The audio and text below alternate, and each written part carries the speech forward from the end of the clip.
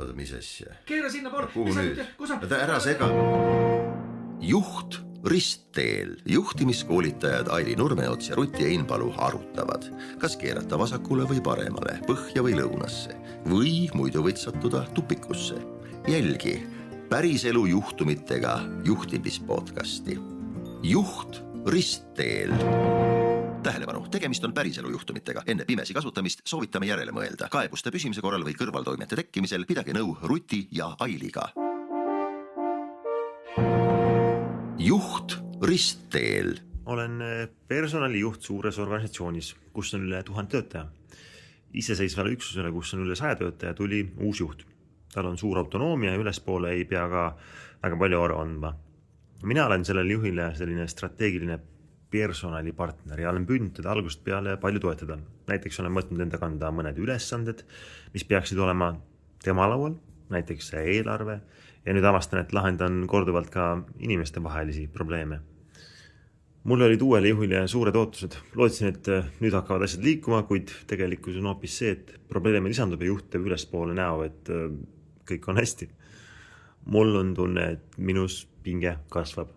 Ma leian, et juht ei tee oma tööd, aga kuidas mina personalijuhina saan suunata teda rohkem vastutust võtma ja üksust juhtima? Mina ei ole ju tema otsene juht. Tere, hea kuulaja. Rõõm, et kuulad. Mina olen Ruti, minuga koos on siin Aili ja täna me paneme jalga siis personalijuhi sussid. Nii Aili, ma tean tegelikult, et sa oled personalijuhina töötanud. Mis sulle siit kõrva jäi? Ja tere ka minu poolt, armas kuulaja. Ja mina kuulsin Ülle loost seda, et ta on tegelikult väga abivalmis personalijuht, kes tahab juhi elu igati lihtsamaks teha ja võib-olla seejuures võtab ka enda kanda siis ülesandeid, mis tegelikult ei ole otseselt tema ülesanded. Ja seetõttu on siis nüüd ise täna sükse natukene portsu otsas, et kuidas siis talle mitte kuuluvad ülesanded juhile tagasi anda. Jah, et siit tegelikult saab järeldada, et ta ongi juba seda teinud, eks ole. Ja see, mis mina veel kuulsin, oli see, et tegelikult tal on ilmselt välja kujunenud üsna selged ootused sellele juhile. Ta on oodanud, midagi läheb paremaks. Ta on väga pühendunud, ta tahab, et kõik oleks hästi. Ilmselt ta peas on täpne skeem, kuidas ja mida uus juht võiks teha. Aga see kõik on läbi rääkimata. Ja just, et nii tundub, jah. Ja tegelikult mina kuulen siit ka veel sellist üsna nagu levinud üle- ja alafunktsioneerimise mustrit, et kus siis tegelikult üks võtabki liiga palju enda kanda ja selle võrra siis teine teebki natukene vähem. Oot. Nüüd mul tekkisid kohe nagu küsimused. Ma arvan, et siin on vaja selgitusi. Ma saan aru, sa räägid praegu ülefunktsioneerimisest ja alafunktsioneerimisest. Ma tean, et sa õpid pereteraapiat, see ilmselt tuleb sealt. Ja see terminoloogia tuleneb sealt, kuigi ka see on väga otseselt ärilisse keelde ülekantav, aga räägime siis kõigepealt sellest üle- ja alafunktsioneerimisest, eks ju. Et tegemist on tegelikult siis sellise vastastikuse suhtemustriga, mis on üsna levinud, nagu juba öeldud, et kus siis üks pool tegelikult kipub tegema liiga palju, teeb nagu teise eest ka asju ära ja selle võrra siis teine pool saab vähem teha ja see ei ole mitte see, et nad kõik tahaksid tahtlikult midagi teha, vaid see on hästi alateadlik muster, mis meid kuidagi niidina nagu tõmbab, on ju. Ja veel tahaks rõhutada, et see on selline meie automatism, mis kujuneb välja juba tegelikult lapsepõlves ja selle eesmärk on tegelikult meid justkui kaitsta, et ülefunktsioneerija asub siis tegutsema, et siis toime tulla kuidagi oma selle ärevusega, et ta tõenäoliselt mõtleb, et ta vajab sükest korda, loogikat ümberringi ja siis ta selle võrra siis ka, nagu me siit Ülle loost natukene ju kuulsime, et ta tahaks, et asjad oleksid nagu hoitud ja korras, siis ta hakkabki neid ise ära tegema, sest ta näeb, et keegi teine ei tee. Mul tuli siin selline mõte, et kas me tegelikult lapsevanematena aeg-ajalt ikkagi ei võta võtagi seda ülefunktsioneerivat rolli, et me tahame, et lapsel läheks hästi, ta saaks sinna kooli, ta õpiks hästi, mis iganes ja siis me võtame oma osa tema vastutusest endale. Ja no päris kindlasti jah, me teeme seda, ma ütleks seda, et võib-olla lapsevanemana mingis kohas, eks ole, see ongi nagu õigustatud ja väga nagu normaalne, jälgida tuleb seda, et me ei teeks seda üle määra, et kõik, mida juba siis laps on suuteline ise tegema, siis see vastutus tuleks jätta siis lapsele, aga see tihtilugu on selline nii-öelda liigne abistamine, mille võrra siis teine saab olla nagu natukene nagu abitum. Et kui panna siis see sinna lapse ja lapsevanema konteksti on ju. Nii aga samas jälle ma ütleks ka seda, et see ülefunktsioneerimine tegelikult, kui mulle tundub, et siin me räägime täna natukene rohkem võib-olla ülefunktsioneerimisest kui alafunktsioneerimisest, sest see on nagu juhtimises ka nagu üsna levinud muster, eks ju. Ja juhtimises me tegelikult selle asemel räägime tegelikult liigse vastutuse võtmisest või et üks tüüp võtab nagu kahmab kogu vastutuse endale. Just. Ja eks see ju nii ongi, et juhiks saavad need, kes on suutelised palju vastutust võtma ja selle tulemusena siis nad ei taha seda ka kuidagi seda vastutust ära anda ja siit tekibki nagu natukene sihuke nõiaring ja lõks, et juhid räägivad sellest, et inimesed ei taha vastutust võtta, aga samas ei pane võib-olla ise alati tähele seda, et nad ei kipu ka seda vastutust ära andma. On ju? Ja mina ei tea, kuidas sinuga on, aga mina olen küll kuulnud juhtide käest väga palju selliseid näiteid ja tellitakse ju meie käest ka koolitusi, et minu inimesed ei taha vastutust võtta, ei võta initsiatiivi ja ei paku lahendusi ja et teeme mingisuguse koolituse neile. Aga tegelikult, kui natukene sügavamalt sinna sisse kaevata, siis me näeme, et juht on ise väga selline krapsakas, abivalmis, läheb muudkui ise lahendusi pakkuma ja koosolekutel ka juba esimesena pakub lahendusi välja, et siis inimesed harjuvad sellega ära ja ei hakkagi enam ise lahendusi pakkuma. Nii et see on selline üsna, nii-öelda see on selline kohandumise muster, eks ju, et kus siis nagu kui üks teeb rohkem, siis teine saab teha natukene vähem. Ma ei ütleks alati nii, et inimesed harjuvad ära, et mõnikord tekib sellest tegelikult päris suur paks pahandus, eks ole, kui näiteks inimesed frustreeritult teatavad, et okei, kui ta nüüd kõike teab, mis tuleb teha, otsustagu siis ise, mina ei tee või mina ei otsusta enam midagi, aga tegelikult see inimene tunneb ennast väga halvasti, et ta ei kohandu alati tegelikult sellesse mugavustsooni, et ta ei tunne rõõmu selle pealt. Ja, see on selline et kui on nagu üks äärmus, siis on nagu teine äärmus, aga seal keskel on ka veel nagu päris palju nii-öelda vahepealseid nii-öelda toone ja ma arvan, et need vahepealsed toonid ongi see, et kui ma ei ole valmis võtma seda vastandrolli, on ju, siis ma olen päris frustreerunud seal. Jah, aga nagu sa ütlesid, et sageli tõepoolest juhid kurdavadki, et inimesed ei võta vastutust tõesti ja kui küsid, et kas siis tõesti keegi ei võta, mitte keegi ei võta, siis sellisel juhul on ilmselt see koht, kus tuleb peeglisse vaadata, et mida ma siis ise teen, et see niiviisi on juhtunud, et nad ei võta vastutust. Just. Ja võib-olla veel ka see, et kui mõelda selle üle- ja alafunktsioneerimise peale, siis võib-olla selline nii-öelda kaalude metafoor, et selleks, et nagu kaal saaks olla tasakaalus, on ju, siis kui ühes otsas on liiga palju raskust, siis teine pool on siis ülesse poole kaldu, on ju, aga et kui kaalu tahta tasakaalus hoida, siis tuleb nagu ühelt poolt seda raskust natukene vähemaks võtta, nii et selleks, et sellest mustrist nagu kuidagi välja saada, siis seda ülefunktsioneerimist teadlikult tähele panna ja seda siis vähendada. Kuidas sinuga, Ruti, on? Kas see muster tundub sulle kuidagi tuttav? No töö kontekstis seda ikkagi väga sageli kohtab, jah. Et ja eriti sageli saadab see muster siis neid juhte, kes on karjääriredelil tõusnud, eks ole. Et ma tõusen karjääriredelil ühe sammu ülespoole, siis mul on selline ikkagi sisemine tunne, et ma pean ennast kiiresti tõestama, ma pean kiiresti näitama, et ma olen tulemuslik ja väga sageli siis on nii, et ma võin sellisel juhul sukelduda nendesse valdkondadesse, mida ma hästi tunnen. Kas või näiteks, et see, kui ma ise ennem sellele kohal töötasin, siis ma hakkan mikromanageerima mingit konkreetset inimest selles valdkonnas, mida ma hästi tunnen. Ja. ja emana ka ja no tõenäoliselt. hiljuti mul oli coachingus üks inimene, kes, et ta oli väga suur vastutuse võtja ja selle tulemusena tegelikult töötas kogu aeg läbipõlemise piiril.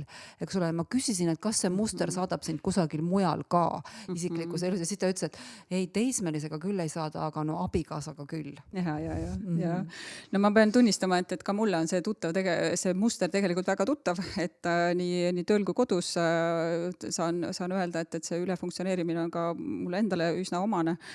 Ja see, mis sa nagu kirjeldad, et see selline ebakindlus ja selline niisugune mikromanageerimine, et need asjad käivad sellega kaasas ja et oluline on mõista, et see ülefunktsioneerimine tegelikult ei ole mitte kuidagi nagu halb asi, et see on tegelikult sellele inimesele ka väga suur ressurss, ta aitab inimesel hästi toime tulla enamus situatsioonides, aga et see mõttekoht on just see, et kui mina teen nagu liiga palju, et siis kas ma tegelikult annan võimaluse nagu teisel ka areneda. No ma küsiksin, kas ta on ikkagi tegelikult minu jaoks nagu halb asi, sellepärast see tähendab seda, et ma kahman endale palju koormust, ma töötan läbipõlemise piiril, ma muretsen pidevalt, ma muretsen asjade üle tegelikult, mis ei ole minu mõjusfääris ja mis ei allu minu kontrollile, eks ole, ma satun vaimsesse ülekurnatusse tõenäoliselt. Absoluutselt, ja see ongi see, kui ta on ikkagi juba nagu väga-väga nii-öelda üle võlli, eks ju, et sa oledki nii-öelda nagu väga üle funktsioneerija, eks ju. Ja ma teen seda sellepärast tegelikult, et ma olen pühendunud. Ma tahan head tulemust saada. Just, et see, et ülefunktsioneerijad kogevad rohkem läbipõlemist, see on ka üsna levinud. Olen mina seda oma töös ka väga palju kogenud. Et see sama, mis sa kirjeldad, et kuna seda ülemõtlemist, ülemuretsemist ja ka sellist nii-öelda ülekontrollimist on nagu üsna palju, siis selle tulemusena, mis nagu toimub selle ülefunktsioneerija peas, on ju, et see kõik viibki läbi põlemiseni. Okei, aga proovi minna ülefunktsioneerija. No ütleme siis see kuidagi, ütleme siis inimene, kes võtab liiga palju vastutust, kahmab nagu kogu vastuse endale. Mis tema peas võiks toimuda? Mida ta mõtleb? Ta tõenäoliselt nagu mõtleb seda, et tegelikult ma arvan, et see võib-olla kõige olulisem on see, et ta enda sees on nii suur ärevus, et ta ei saa, ta ei tule nagu toime sellega, et ma ei tea, mis nüüd siis nagu toimuma hakkab. Et ma olen mures, et kas kõik läheb hästi, mis veel, mis ta veel mõtleb? Ma muretsen, ma tahan, et kõik läheks hästi, ma pingutan, eks ole. Ma vaatan, tahan, et ka teiste asjad läheksid hästi, seetõttu ma pigem siis nagu hakkan üle kontrollima, üle küsima. Ühesõnaga, kui kellelgi läheb halvasti, siis läheb kõik halvasti, et ma pigem nagu kontrollin, eks ole. Siis mis veel, siis ma meenutan kindlasti, et mingid tähtaegasid, kui on tulemas. Meenutan teistele, et kontrollin. No just. Ja muidugi see, et kui mingid asjad ei laabu, siis ma lihtsalt mõtlen, et ma tunnen, et see on minu vastutus ja ma teen selle asja lihtsalt ise ära. Ja seda me kuuleme tegelikult väga sageli, kui me ütleme, et mul on palju lihtsam see ise ära teha, sa palju kiiremini valmis, eks ole. No ja delegeerimise koolitajad nagu räägivad, et see ei ole nii, see on lõks, eks ole, et tegelikult see ei saa kiiremini valmis, eks ole, et palju rohkem on mõistlikum on panna ressurssi sellesse, et õpetada see inimene välja, eks ole. Ja just, aga no mul on endal tegelikult üks kogemus, et ma olen siis oma paljude ametite jooksul sattunud töötama ka koos ühe ülefunktsioneeriva nõndanimetatud liigset vastutust võtva juhiga, eks ole. Ja kuidas see välja nägi, et siis ta justkui nagu andis meile vabadust ja mulle, eks ole, tegutseda, aga siis ta tõmbas selle tagasi. Ja ta tõmbas selle tagasi nagu selle liigse kontrolliga ja selles liigses kontrollis ta võis isegi kontrollida näiteks väljasaadetavate mingid pressiteadete komavigu, nagu sõnade järjekorda, mis iganes. Ta oli tohutult pühendunud heale tulemusele, tal oli hästi oluline, et see image, kuvand oleks hea. Ta muretses tohutult ja ta oli väga ärev. Ja siis kohati ta sõitis meile niiviisi sisse selle, mida nimetatakse mikromanageerimiseks, eks ole, korrigeerides, parandades meid. Ja ja mina siis, no minu reaktsioon oli see, et ma püüdsin sellest tohuvabohus leida seda ala, kus mul oleks oma vabadus, kus ma saaksin siis nagu liikuda ja ka kokku leppida eesmärke, millest siis lähtudes ikkagi võiks saavutada seda vabadust, aga see ei õnnestunud. Okei, tahad sa sellest, et sa tahtsid nagu kokku leppida seda vabadust, aga ei õnnestunud, mis siis juhtus? No kõigepealt ma proovisin seda intuitiivselt teha, eks ole, siis ma tegelikult ikkagi valmistasin väga tõsiselt ette, juba tollel ajal olid mul tegelikult päris head teadmised, kuidas ülespoole tagasiselt anda, eks ole. Ja me pidasime ühe väga tõsise jutuajamise, no nii tõsise, et ma veel läksin nagu temale koju, eks ole, me rääkisime nagu pikalt ja põhjalikult seda asja läbi. Ma olin hästi tugevalt ette valmistanud, aga ajapikku tegelikult ikkagi kõik jätkus. Et võib-olla alguses natuke oli, aga siis ikkagi jätkus, sest see tema mure, tema ärevus oli nii suur, et kas ikkagi läheb hästi. Ja lõpuks ma ei pidanud vastu, no see ei olnud tegelikult väga pikk periood, me kõik otsustasin lahkuda, sest ma sain aru, mul on 2 valikut, kas ma kohandun ja liigun mugavustsooni, et teen ainult seda, mis ta ütleb, sest see oli turvaline, kui sa tegid ka ainult seda, mis siis oli okei. Aga mina olin tolleks ajaks juba nii välja kujunenud kõrge initsiatiiviga ja vastutust võttev tüüp, eks ole, ja ma otsustasin tegelikult siis lahkuda. No võt, see on minu meelest hästi hea näide sellest, et kui sa ei ole valmis võtma seda vastandrolli, ehk et ülefunktsioneerija nii-öelda vastandroll on reeglina see alafunktsioneerimine, on ju, sest kaalude printsiip, eks ole, kui keegi teeb liiga palju, siis teine automaatselt hakkab tegema natukene vähem, on ju. Jah, ja see ei sobinud mulle. See sulle ei sobinud, just. Et selles näites oli väga hea see, et kui mis vahel võib nagu juhtuda, on see, et kui nüüd inimene läheb tagasisidet andma, eks ole, kui juht ongi siis selline liigne vastutuse võtja, ülefunktsioneerija, siis ta võib ka selle tagasiside vastu võtta ja oma käitumist muuta, nagu kui sinu näites, eks ole, ta ju natukene aega suutis, aga et järelikult see käitumismuster ei ikkagi nagu nii sisse juurdunud ja need on tavaliselt väga sügavalt sisse juurdunud mustrid. Nagu sa ütlesid, lapsepõlvest tulevad. Jah, just, et need juba tulevad ikkagi nagu väga sügavast lapsepõlvest. Nii et sellega nagu tegelemine, et see muster võib olla tugevam ja vähem tugevam, on ju, ja kui see muster on väga tugev, siis sellega seda muuta ilma siis ka teraapiat ilmselt on üsna keeruline. Ja samal ajal ma tegelikult saan aru, et tal olid head kavatsused, aga vaata mõnikord öeldakse, et kuidas on põrgutee on sillutatud heade kavatsustega, et tal olid head kavatsused, tahtis head, aga no välja kukkus nii, et ühesõnaga siis ma nägin tema kogu aeg nagu balansseeris selle läbipõlemise ääre peal, eks ole, aga siis nagu olidki seal mingid tagasilöögid ja mina sain aru, et mul tekib lihtsalt nagu selline vaimne ülekoormatus, eks ole, et mida mis ei olnud üldse, mis ei olnud hea tegelikult. No see on hästi äärmuslik näide ka, on ju, et ma arvan, et nagu enamasti me ei näe nagu nii äärmuslikult võib-olla seda ülefunktsioneerimist, et see on siuke, näiteks siin samas, eks ole, Ülle loos on ta ju selline nagu lihtsakujuline pigem, eks ju. Aga samas siin on ka näha, kuidas emotsioon kerib Üllel, eks ole, või me võime arvata, et ta kerib, eks ole, ja ta ei lähe rääkima ja sellega läheb see emotsioon järjest suuremaks. Nõus, ja siit nagu selle emotsiooni ta maha saaks tõenäoliselt ikkagi sellisena, et ta nagu võtakski julguse kokku ja läheks rääkima. Ülle on ise võtnud need ülesanded, et teda aidata, eks ole.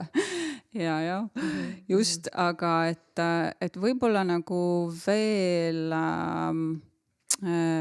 mõtleme seda ka, et ega kui nüüd on ülefunktsioneerimine, mille vastandroll on see alafunktsioneerimine, et kuidas oleks siis, näiteks sinu näite puhul oli siis see, et sa ei olnud nõus võtma seda rolli. Kuidas vastand oleks? Vastand ongi tegelikult see, et ma teen seda, mis ta ütleb, eks ole, ja ma ei tee rohkem. Ja sest et see võib olla ohtlik, sest et ta tee võib-olla õigesti, nagu tema mõtleb, eks ole. Ja ma teen täpselt nii palju, kui on öeldud. Ja seda ma näen ikkagi väga sageli nagu organisatsiooni kultuurides seda sees, et see ei ole üldse mitte harv nähtus. Ja väga sageli võib juhtuda siis tegelikult, et need inimesed saavad ka pragada selle eest. Umbes nii, et kujundlikult, et miks sa ei püüa õhust seda. Aga õhust püüda on ohtlik, sellepärast, et ma vajan nagu väga konkreetset instruktsiooni. Et ma oleksin see alafunktsioneerija, et mida ma siis teen ja mida ma ei tee. Aga kindlasti on siin palju erinevaid näiteid. Siin kindlasti on palju erinevaid näiteid ja võib-olla ka see, et ega see alafunktsioneerijal on ka nagu raske, tihtilugu on ta lihtsalt nii-öelda ülefunktsioneerija poolt nii-öelda nagu ta peab võtma vastandrolli, on ju, kuigi ta nagu ta ikkagi seal peab olema mingi eelsoodumus, et ta seda võtaks, eks ju, et sinu näite puhul ju sina ei olnud nõus seda võtma, on ju. jah, aga nüüd, kui vaadata peredünaamikat, sa kunagi rääkisid mulle, et see on tavaliselt nooremad lapsed võtavad selle rolli.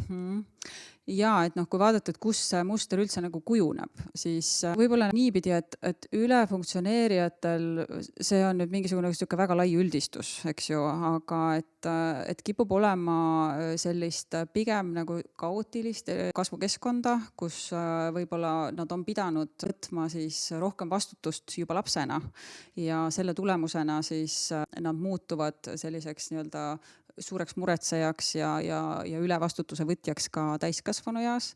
Ja alafunktsioneerijate puhul saab öelda siis seda, et seal, ja see on jälle üks võimalik nii-öelda koht, et on see noorem laps, kes siis võib sattuda siis sinna alafunktsioneerija rolli, sest tema eest harjutakse midagi ära tegema. Ta tuleb vanemate õdede ja vendade tuules. Jah, siuke nagu pesamuna efekt, et ma enda noorema poja pealt ka vaatan seda, kuidas ta ikka niimoodi jääb aeg-ajalt ikka niimoodi mugavalt sinna, et et tema eest mingid asjad ära tehakse, siis noh, võt see sama muster ju kordub siis ka töö kontekstis, eks ju. Aga nüüd selles, kui me lähme oma loo juurde, siis Ülle on võtnud seal liigselt vastutust, eks ole, seal ei ole alluvus ja ülemuse või juhi vahekorda. Ja ta on väsinud, ta on pahane, ta tegelikult ei taha seda tööd teha, aga ta on ise võtnud, sest ta on väga abivalmis. Ja nüüd uus juht ei pruugi üldse arugi saada, et midagi on valesti. Jah, et tegelikult on Ülle natukene nagu seal lõksus, on ju, et ta tahaks, et asjad oleksid teisiti, aga ta ei saa võib-olla ise aru, et seal on tema enda see siuke oluline panus ka, on ju. Mida siis Ülle teha saab? No mis Ülle teha saab, et ta saab tegelikult teadvustada seda mustrit, aru anda endale, et ta võib-olla teeb ise liiga palju ja ikkagi minna juhiga vestlema. Ega seal midagi muud ei ole ju. Võtta see julgus kokku ja minna siis rääkima, aga et ma ei tea, teeme siin ka äkki teeme läbi ühe neidisvestluse. Nii, teeme siis nii, et mina olen juht ja sina oled siis Ülle rollis. Eks ole, sina oled siis... Mina olen nüüd see personalijuht siis, eks ju? Jah, sina oled personalijuht Ülle. Jah. No võt, aga proovime siis. Sa oled siis minu personalipartner, aga sa ei tööta minu tiimis. Jah. Ja sa ei ole minu alluv. Ja mul on siis ikkagi mure, et ma tahaks sulle nüüd mingid ülesanded tagasi anda. Vaatame, kuidas sujub.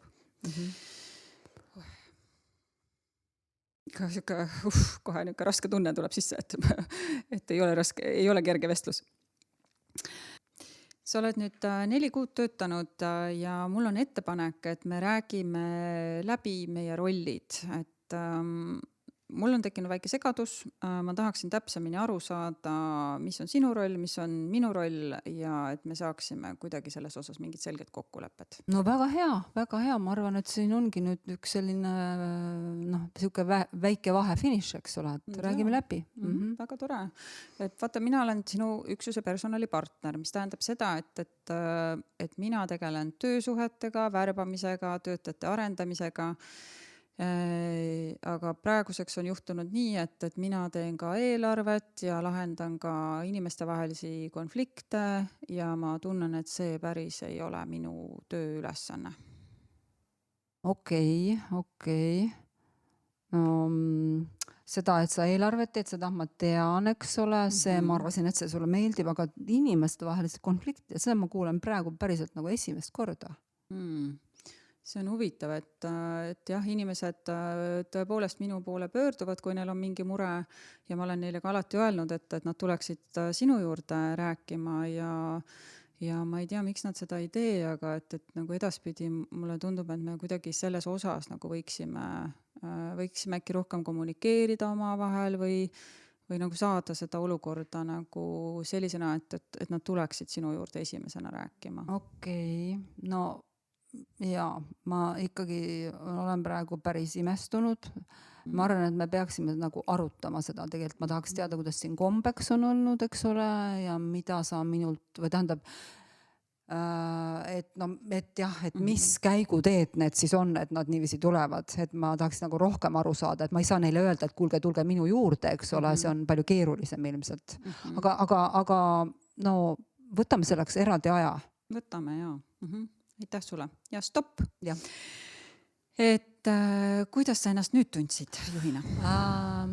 No ma ütleks, et sa tulid, ma olin nagu täitsa, ma mõtlesingi, et okei, teemegi vahefiniši, räägime, kuidas need asjad on, aga siis kuidagi ikkagi ma saingi aru, et et asjad ei olegi nii hästi, et sul on tegelikult nagu ikkagi probleem. Ja siis ma sain aru, et tegelikult see on vist minu probleem. Okei. Aga mul nagu, ja ma sain aru, et ma ei saa kiiresti ära siit nagu põgeneda, aga nüüd tulebki hakata rääkima. Nii et selles mõttes nagu ma arvan, et see on alles algus. Ja see kindlasti on alles algus. Aga see on nagu minu meelest hea näide, kus siis nii-öelda kui siis inimene on liigselt vastutust võttev, ülefunktsioneeriv, ta läheb nagu, annab nagu tagasi midagi nüüd, eks ole. Ja seal ikkagi tekib emotsioon teisel poolel, eks ole. Seal tõenäoliselt tekib, et see on ebamugav vestlus niikuinii on ju, et sellega tuleb arvestada. Jah. Aga... Et ma ei tohiks siis tegelikult teise osapoolena nagu tagasi võtta, ta ei ole midagi, ma natuke teen veel või vaid ikkagi, et et istume maha, mõtleme, eks ole. Just. Aga minu meelest ju see, kuidas sina juhina ennast tundsid, et sa olid nagu valmis koostöö valmis ja valmis nii-öelda seda vastutust nii-öelda tagasi võtma tegelikult, eks ju? Ma ei oska nüüd öelda, ma kindlasti ei mõtle nii, ma arvan, ma olen valmis lahendust otsima või et ma saaksin tegelikult aru, mida ma peaksin tegema, aga ma arvan, kui sa ütleksid mulle, et ma ei võta vastutust, siis ma oleks väga vihaseks. Jah, no pigem ärme neid sõnu siis kasutame, aga et... Väga okei. Super. Jaa, aga mulle tundub, et me võiksimegi äkki siinkohal hakata otsi kokku tõmbama, et võtaks, mis need on need 2-3 mõtet, mida siis võiks lõpetuseks öelda? Ma arvan, et võib-olla üks asi on ikkagi see teadvustamine, et ilmselt kui mul see liigse vastutuse võtmise või nõndanimetatud ülefunktsioneerimise muster on, siis see teatud mõttes saadab mind terve elu ja ma võiksin olla lihtsalt teadlik, et aeg-ajalt mõelda, kas ma jälle ei ole samas lõksus või samas ämbris otsapidi. Täpselt nii. Ehk siis nii nagu olla enda suhtes lahke, helde ja siiski pidada, jälgida ise ennast, eks ole. Just. Ja teiseks mõelda ka selle peale, et ma annan teisele poolele siis võimaluse vastutust võtta, et see on ka teisele poolele hea ja arendav ja et kui mina suudan ennast altsutada, siis läbi selle tegelikult ma aitan ja toetan ka seda teist poolt. Ja siin kõik, ma arvan, lapsevanemad, eriti emad võiksid mõelda tegelikult, kuidas nad mõnikord ikkagi krabavad selle lapse vastutuse ära ja muideks ma vaatasin hiljuti filmi Maria Montessorist ja seal Montessori üks põhimõtteid on see, et ära tee lapse eest seda, mida ta suudab ise teha. Absoluutselt. Aga sa pead kohutavalt kannatlik olema, kuni ta endale neid riideid selga vaneb, eks ole, ja sokke mitu korda valesti jalga ajab. Ja ülefunktsioneerijatel ei ole kannatlikkust. No võt, ja mis veel, et ikkagi ka see, et see rollide selgus ja rollide läbirääkimine on oluline töö kontekstis, et me saaksime asjadest ühtemoodi aru. Jah. Ehk siis ühesõnaga see muster on see, et ma tegelikult tahan hästi teha, ma tahan, et asjad oleksid hästi, nüüd ma raban selle vastutuse endale ja siis ma ei ole ju rõõmus, vaid ma olen varsti frustreeritud ja see ongi see nagu nõiaring, eks ole. Ja siis ma peaksin teadma, see on mulle omane, ma peatan. Just. Aga ma arvan, et see ongi see hea mõte, mida siit kaasa võtta, et märka mustrit ja lase teisel poolel ka teha võimalikult palju. Ja hea kuulaja, aitäh, et kuulasid, kui sul on mõni lugu, siis saada see meile. Aitäh! Aitäh!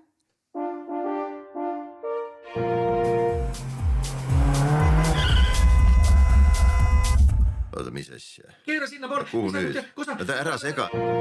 Juht ristteel. Juht, kui soovid, et sinu juhtum ristteele asetatakse ja talle õige suund leitakse, saada oma loo kirjeldus e-mailile juhtristteele@gmail.com. Ruti ja Aili muudavad loo anonüümseks ja kajastavad juhuvaliku alusel. Ruti ja Aili ei vastuta selle eest, et pakutud lahendusvariandid sinu tingimustes kindlasti sama tulemuse annavad. Juht ristteel.